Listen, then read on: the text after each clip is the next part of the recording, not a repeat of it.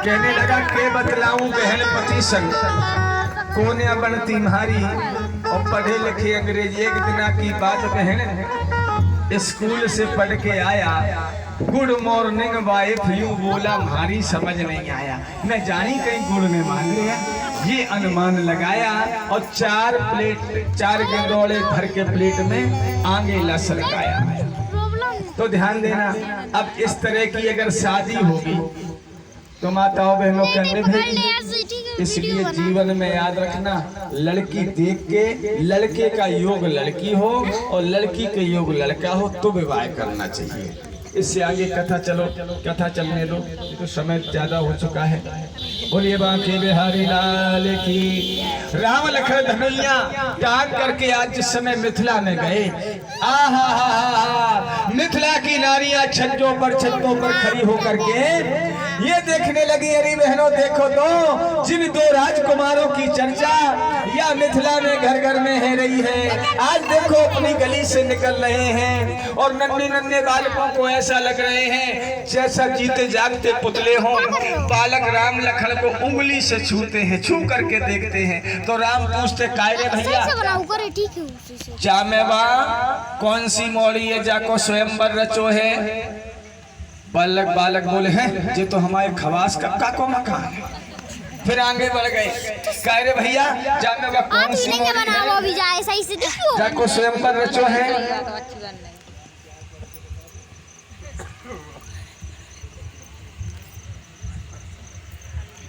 मनोज राजपूत महाराज जी शाहू की तरफ से 500 रुपया दिए गए। एक बार ताली बजा दो इन दोनों दाताओं के लिए। देखो ऐसा है, ऐसे अगर नोट बरसेंगे खनिया दाना में तो हम 4 ही महीना की कथा ठोक देंगे, बताए। और अध्यक्ष जी की कृपा हो जाएगी तो ठोक देंगे, ऐसी कोई बात थोड़ी। और 500 के शुरुआत ही में आ रहे हैं, बड़ी गजब की बात है। जय हो भैया दानदाताओं के लिए बांके बिहारी सदैव इन पर अपनी करुणा कृपा बरसाए रखे, यही हमारी मनोकामना।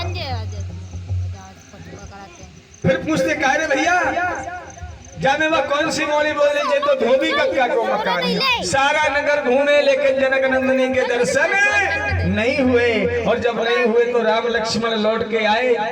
विश्वामित्र मुस्कुरा पड़े, काय बेटा हो गए मोड़ी के दर्शन?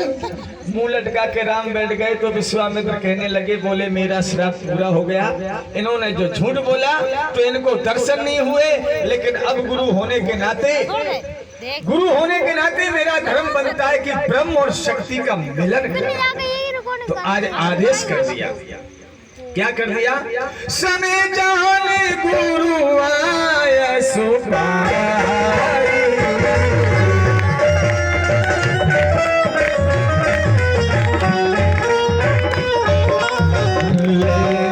सोने चले गुरु भाई।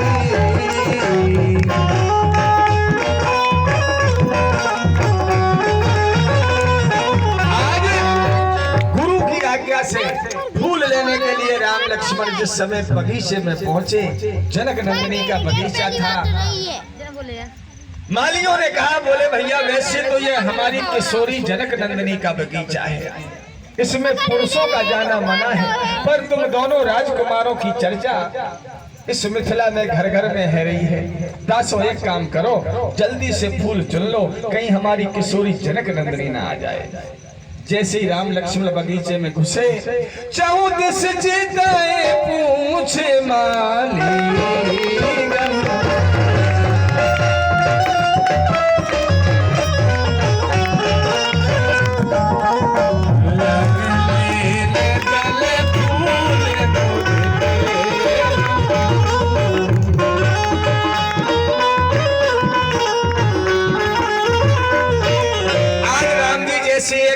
तोड़ने को हुए तो फूल बोले बार हमें तो जो आता है वही तोड़ता है, जो आता है वही तोड़ता है, और तुम भी तोड़ नहीं आ गए। बोले चलो कोई बात नहीं,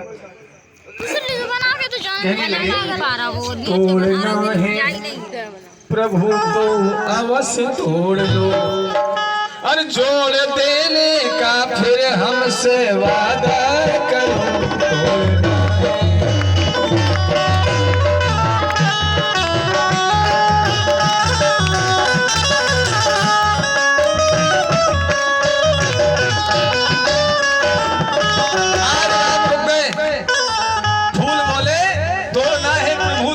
तोड़ लो, जोड़ देने का फिर हमसे वादा करो।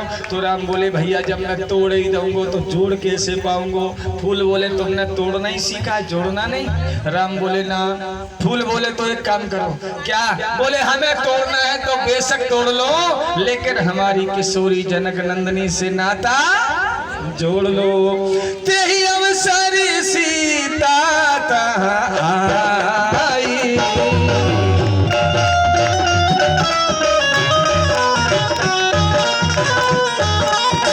गिरजा पूजन जननी पठाई।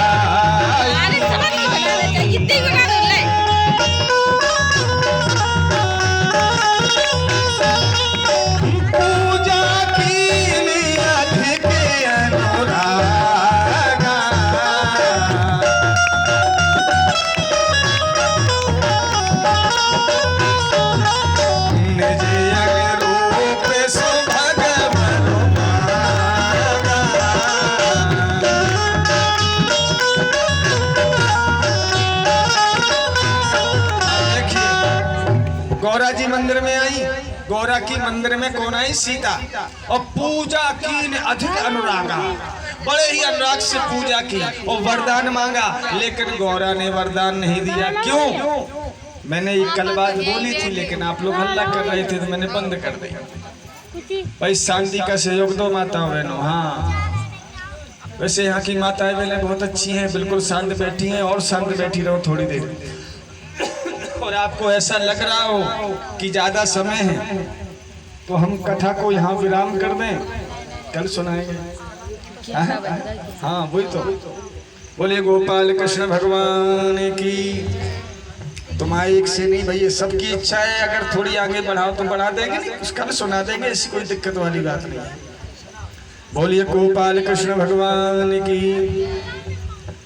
यहाँ पर सीता ने पूजा तो की, अधिक अनुराग से की, पर जय बोलना भूल गई। इसलिए याद रखना, कभी कथा सुनने जाओ, सत्संग में जाओ, गुरु आश्रम में जाओ, नदी सरोवर में स्नान करने जाओ, तीर्थ यात्राओं में जाओ, भोज भंडारा करने जाओ, और उस जगह अगर तुमने जय नहीं बोली तो समझ लेना भगवान ने तुम्हारी कोई भक्ति स्वीकार नहीं की। ये प्रमाण है रामायण का। उसी समय क्या हुआ कि जनक नंदिनी की एक सहेली गई पुष्प वाटिका में, वहां उन्होंने ब्रह्म राम के दर्शन किए, तो वो भाग करके आई और सीता से बोली, हरि किशोरी जिन दो राजकुमारों की चर्चा मिथिला में घर घर में है रही है, अपने बगीचे में टहल रहे हैं, और जिस समय ये सुना वो सीता को लेके गई, और लता की ओर से जब राम ने सीता को देखा, सीता ने प्रभु राम को देखा, तो दोनों टकटकी लगा के देखने लगे। पलकों ने झपकना बंद कर दिया। अब ध्यान देना, पलकों ने झपकना बंद क्यों किया? क्योंकि जनक के पितामह एक बार राजा निमि को यज्ञ कराना था, इन्होंने वशिष्ठ को आमंत्रित किया, तो वशिष्ठ यज्ञ करने चले गए। इंद्र का विलंब जानकर के राजा निमि ने गौतम से यज्ञ संपन्न करा लिया, तो श्राप दे दिया वशिष्ठ ने। इस पर राजा निमि ने अपने प्राणों का त्याग कर दिया। जब राजा निमि ने प्राण त्याग दिए तो देवताओं ने मनाया कि तुम ये शरीर पुनः धारण कर लो, तो निमि ने कहा मैं ये शरीर धारण नहीं करूंगा। तो बोले वरदान मांग लो, तो राजा निमि ने वरदान मांगा कि मेरा पलकों में वास हो। ये जनक के पिताजी हैं जो हम पलके झपका रहे हैं, ये आज भी दिन जिंदा है हमारे पलकों पर। ये वही है जो हम कितना भी रोके तो अभी हमारे पलक चलते हैं। तो राजा निमि विचार करने लगे कि सीता तो मेरी नातिन है और राम है जमाता, इन दोनों का ये प्रेम का सीन मुझे देखना नहीं चाहिए। ऐसा विचार करके राजा निमि आंखों से निकल गए। तो राम सीता को, सीता राम को टकटकी लगा के देखने लगे। और कवि ने बड़ी सुंदर रचना कर दी। देख कर राम की छवि जनक नंदिनी, बाग में वो खड़ी की खड़ी रह गई।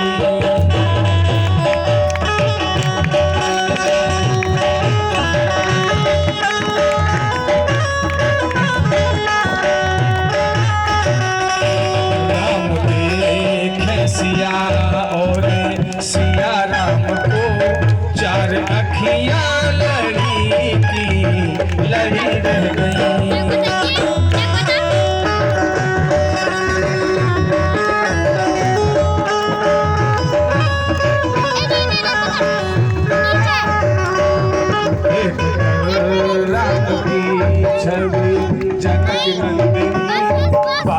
में वो खड़ी की खड़ी रह गई।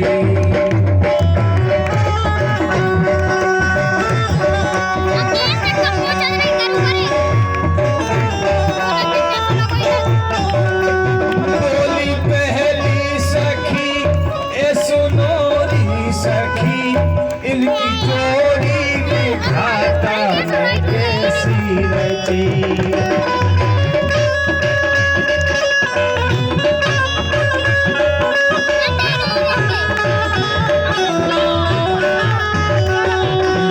सुकुमार इन्हें सीना टूटे धनों से, ये है सुकुमार इन्हें सीना टूटे धनों से। मन में शंका पड़ी की पड़ी रह गई।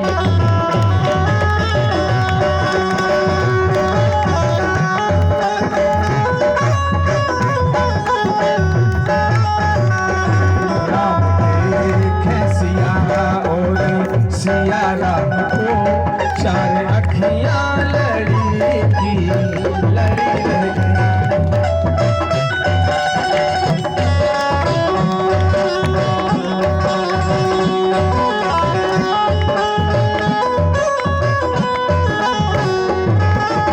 अब ध्यान देना,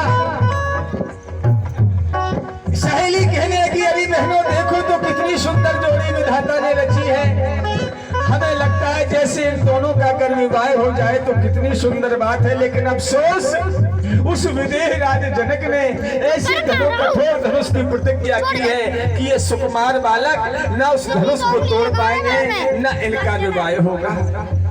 एक दूसरी सहेली बोली है, नाश मिट्टी करम जली भटियारिन चुप कर, का कह रही है तू? तो पतो है इनको तू सुकुमार कह रही है। बोली दूजी सखी ए सुनोरी सखी, देखने के बालक पर सकती बड़ी।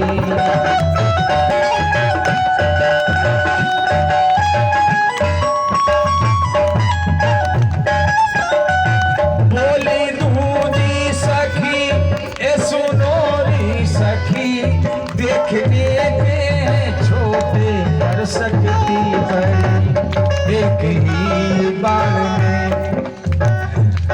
एक ही बाण में ताड़े का राक्षसी, एक ही बाण में ताड़े का राक्षसी, वो जमीन पे पड़ी